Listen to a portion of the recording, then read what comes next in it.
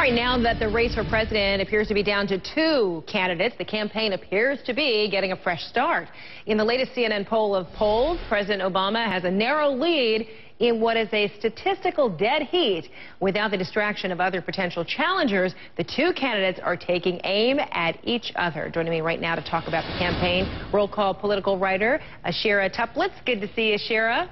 Good to see you, too. Okay, so what is Mitt Romney's biggest challenge? Defining President Barack Obama or defining himself?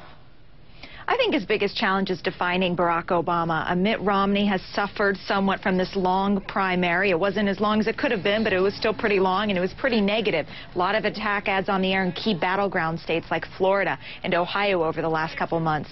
So what he really needs to do is turn his focus on Obama, and I think that's what the Romney campaign is doing right now. They're trying to focus on the economy. They're making the argument that the president has not been a strong steward of the economy these last couple months. He needs to define Obama before Obama defines him again. At the same time, it seems as though Mitt Romney is having a difficult time trying to convey that he's just a regular guy. That is something that he's concentrating on. However, every moment other moments kind of arise where it distinguishes that he's anything but the regular guy.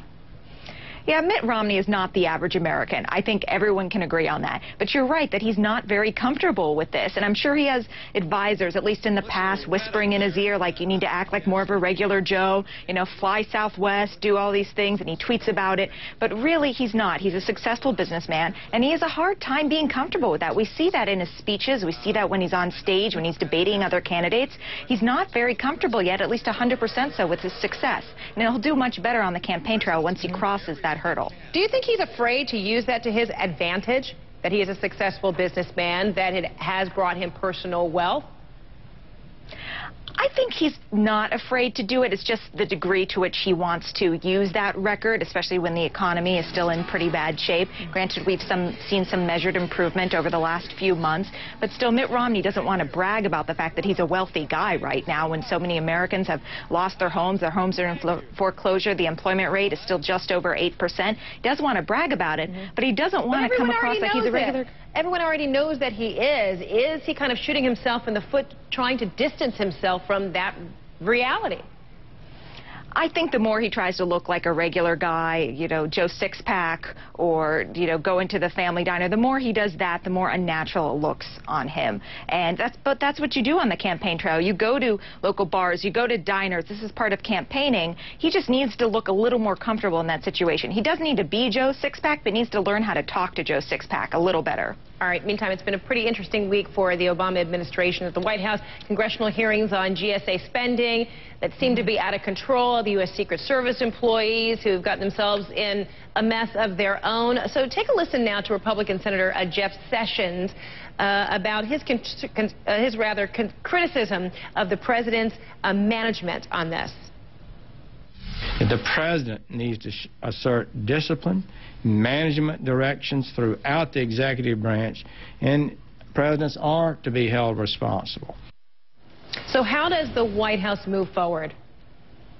It's a great question. I think we're going to see over the next couple days, we'll see what happens, especially in the Secret Service scandal and with these continued hearings about the GSA scandal as well, just how much more fallout. And at some point, if it does reach critical mass, you might see the president or one of his advisors go on and take on this issue head front and really take it on. I don't think we're there yet. We have not reached critical mass yet on these issues. These are departments. I think a lot of voters understand that maybe the president isn't necessarily directly responsible for what some people were doing at a conference in Las Vegas last fall, but I think it's close enough. It's guilt by association. So we're not there yet, but if it continues to unravel, if these scandals continue to get worse, we might get there. All right, Mitt Romney, let's talk about possible VP picks.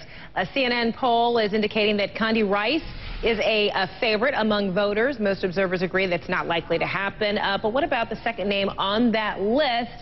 Rick Santorum, you see that relationship kind of being reinvigorated in any way?